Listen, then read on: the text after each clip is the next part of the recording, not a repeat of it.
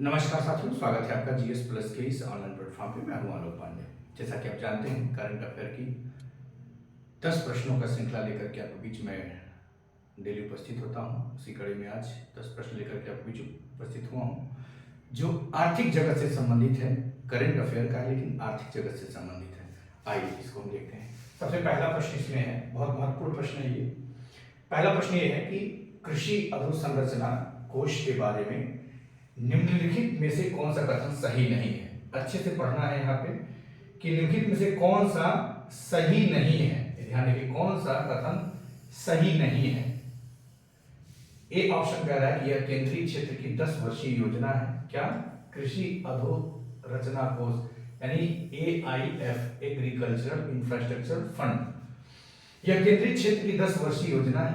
ठीक है, इसकी अवधि 2020-21 से लेकर के 2032-33 तक है, यानी कि मोटा मोटी 10 साल की हो गई। इसके अंतर्गत पशु कार्यों के लिए रियायती ब्याज दर पर कृषकों को उधार दिया जाता है। देखता हूं इस कोष का परिचालन कृषि एवं कृषक कल्याण मंत्रालय के साथ मिलकर नाबार्ड के द्वारा किया जाता है। यह भी सही है, यही कथन सही नहीं है। सी ऑप्शन, इसके अंतर्गत पशु कार्यों के लिए रियायती ब्याज दर पर कृषकों को उधार दिया जाता है। इस तरह से सी ऑप्शन इसके हिसाब से करेक्ट आंसर हो जाएगा। अब हम आते हैं दूसरे प्रश्न पे। फिनकेयर स्मॉल फाइनेंस बैंक का विलय निम्नलिखित में से किस बैंक में किए जाने का निर्णय लिया गया है। ए ऑप्शन कह रहा है भारतीय state bank, B option Axis bank, C option AU small finance bank, D option कह रहा है किसी में भी नहीं। सही जवाब है एयू स्मॉल फाइनेंस बैंक। इसी में फिनकेयर स्मॉल फाइनेंस बैंक का विलय करने का निर्णय लिया गया है। ध्यान रखिएगा, जब कभी भी बैंकों का अधिग्रहण एवं विलय होता है, इसमें आरबीआई और भारतीय प्रतिस्पर्धा आयोग दो ऐसी संस्थाएं हैं जिनकी मॉनिटरिंग बनी रहती है कंपनियों की विलय एवं अधिग्रहण के संदर्भ में। आइए तीसरा प्रश्न देखते हैं। मैत्री सुपर थर्मल पावर प्रोजेक्ट, मैत्री सुपर थर्मल पावर प्रोजेक्ट है ना, निम्नलिखित में से देखिए, निम्नलिखित में से किस देश में है। A option Nepal, B option Bhutan, C option Bangladesh, D option Sri Lanka. सही जवाब है बी ऑप्शन, यानी कि भूटान। अगला प्रश्न हम देखते हैं। नीति आयोग द्वारा, नीति आयोग आप जानते हैं नॉन स्टैट्यूटरी बॉडी है। कैसी बॉडी है? नॉन स्टैट्यूटरी बॉडी है।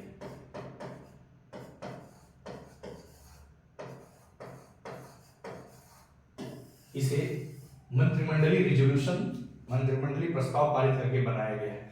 नीति आयोग द्वारा भारतीय अर्थव्यवस्था के लिए तैयार किया जा रहा 25 वर्षीय विजन है के अनुसार आने वाले वर्षों में भारतीय अर्थव्यवस्था का आकार निम्नलिखित में से कौन सा होने का अनुमान लगाया गया है। बहुत ही इंपॉर्टेंट है, वेरी इंपॉर्टेंट। पहला कह रहा है कथन कि वर्ष 2030 तक 6.69 ट्रिलियन डॉलर का भारतीय अर्थव्यवस्था हो जाएगा। उसके बाद कह रहा है वर्ष 2040 तक 16.13 ट्रिलियन डॉलर हो जाएगा। तीसरा कह रहा है कि वर्ष 2047 तक 29.02 ट्रिलियन डॉलर हो जाएगा। उपयुक्त में से कौन सही है? केवल एक, केवल दो, एक व दो, दोनों। उपयुक्त में से कोई नहीं। सही बात है, सही जवाब है एक व दो, दोनों। एक व दो, दोनों। इसके बारे में कोई सूचना नहीं है, ध्यान रखिएगा। आएगा समझ में।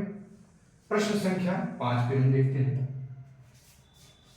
भारत में वित्तीय समावेशन सूचकांक, इस तरह से क्वेश्चन पीसीएस में खूब पूछा जाता है, आरओ में पूछा जाता है, आरओ में पूछा जाता है। भारत में वित्तीय समावेशन सूचकांक यानी कि फाइनेंशियल इंक्लूजन इंडेक्स किसके द्वारा जारी किया जाता है। ए ऑप्शन कह रहा है नीति आयोग, बी ऑप्शन कह रहा है नाबार्ड, सी ऑप्शन भारतीय रिजर्व बैंक, डी ऑप्शन विश्व बैंक। सही जवाब क्या है? भारतीय रिजर्व बैंक। अगला प्रश्न आइए देखते हैं। निम्नलिखित में से किस प्रकार की कंपनियों पर ग्लोबल टैक्स लगाए जाने पर सहमति बनी है।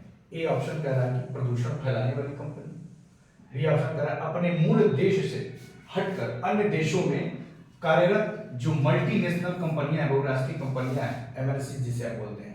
सी ऑप्शन कह रहा है सीएसआर का पालन न करने वाली मल्टीनेशनल कंपनियां यानी बहुराष्ट्रीय कंपनियां। डी ऑप्शन कह रहा है हथियार विनिर्माणी कंपनियां यानी कि हथियार का निर्माण करने वाली कंपनियां। सही जवाब है बी ऑप्शन, अपने मूल देश से हटकर अन्य देशों में जो कार्यरत हैं एमएनसी उन पर ग्लोबल टैक्स लगाए जाने की सहमति बनी है। आइए अगला प्रश्न देखते हैं। विश्व में ऐसे क्वेश्चन यूपी पीएससी खूब पूछता है। विश्व में चावल का सर्वाधिक निर्यात करने वाला देश कौन सा है? ध्यान रखिएगा, चीन, भारत, फिलीपींस, थाईलैंड। सही जवाब हो गया। इस समय डब्ल्यूटीओ एक रिपोर्ट दिया है, उसमें बताया गया है कि भारत विश्व में होने वाले कुल चावल निर्यात का लगभग 35 से 40% तक का निर्यात करता है। आइए अब हम आते हैं 8वां प्रश्न देखते हैं। डब्ल्यूटीओ में दो देशों के बीच चल रहे चीनी संबंधी शुगर से संबंधित एक विवाद पे है, उस विवाद को सुलझाने के लिए एथेनॉल उत्पादन की तकनीक को भारत के साथ साझा करने का प्रस्ताव किया है। कौन सा देश है वह? दक्षिण अफ्रीका ने, अर्जेंटीना ने, ब्राजील ने, संयुक्त राज्य अमेरिका ने। सही जवाब है ब्राजील ने। आप जान रहे हैं एथेनॉल मिश्रित कार्यक्रम भारत सरकार चला रही है। एक्सेस जो शुगर प्रोडक्शन हो रहा है और उस शुगर से चीनी न बना करके एथेनॉल बनाने का स्कीम चल रहा है, आप जान ही रहे हैं। यूएनडीपी द्वारा जारी एशिया प्रशांत मानव विकास रिपोर्ट के संदर्भ में निम्नलिखित कथनों पर विचार करिए। यूएनडीपी के द्वारा जारी किया गया क्या? एशिया प्रशांत मानव विकास रिपोर्ट, इसके संदर्भ में निम्नलिखित कथनों पर विचार करिए। पहला कथन कह रहा है कि भारत में सन 2000 से 2022 के बीच प्रति व्यक्ति आय, क्या चीज? प्रति व्यक्ति आय 442 अमेरिकी डॉलर से बढ़कर 2389 अमेरिकी डॉलर हो गई है। दूसरा कह रहा कथन कि भारत में सन 2004 और 2019 के बीच गरीबी दर 40% से 10% तक क्या हो गई है? गिर गई है। उपयुक्त में से कौन सा कथन सही है? ध्यान रखेंगे। ए ऑप्शन कह रहा है केवल एक, बी ऑप्शन कह रहा है केवल दो, सी ऑप्शन कह रहा है एक व दो दोनों, डी ऑप्शन कह रहा है न तो एक न तो दो। सही जवाब है सी ऑप्शन यानी कि एक व दो दोनों। अमूमन आप देखेंगे जो मैं इस तरह के क्वेश्चन बनाता हूं तो मेरा कोशिश ये रहता है कि इस तरह से आयाम को कवर किया जाए, प्रश्नों के आयाम को, कि जो भी उसके बारे में सोचना है वो सब आपको पता चल जाए। आइए नेक्स्ट और लास्ट, निम्नलिखित कृषि जिन्सों यानी उत्पादों पर विचार कीजिए। पहला कह रहा है अरहर दाल, दूसरा कह रहा है चना दाल, तीसरा कह रहा है चीनी, चौथा कह रहा है राजमा, पांचवा कह रहा है बासमती चावल, छठा कह रहा है सोना मसूरी चावल। कह रहा है कि इनमें से उपयुक्त में से कितने उत्पादों को भारत ऑर्गेनिक्स ब्रांड के तहत बाजार में उतारा गया है? इसके तहत भारत ऑर्गेनिक्स ब्रांड के तहत उतारा गया है। केवल 3, केवल 4, केवल 5, सभी 6। तो सभी 6 उत्पादों को पहली बार क्या किया गया है? भारत में भारत ऑर्गेनिक्स ब्रांड के तहत बाजार में इसको क्या किया गया है? उतारा गया है। और मदर डेयरी के रिटेल जो शॉप है उस शॉप पे आपको ये मिलेगा। ये था साथियों आर्थिक जगत से संबंधित महत्वपूर्ण घटनाक्रम, जो करंट अफेयर जिसको आप बोलते हैं, बहुत ही महत्वपूर्ण है परीक्षा के लिहाज से। इसे आप जरूर देखें, कवर करें और मन करे तो नोट भी कर लें। प्लीज इसे लाइक कीजिए, शेयर कीजिए, सब्सक्राइब कीजिए और ढेर सारा अपना प्यार दीजिए। Thank you so much.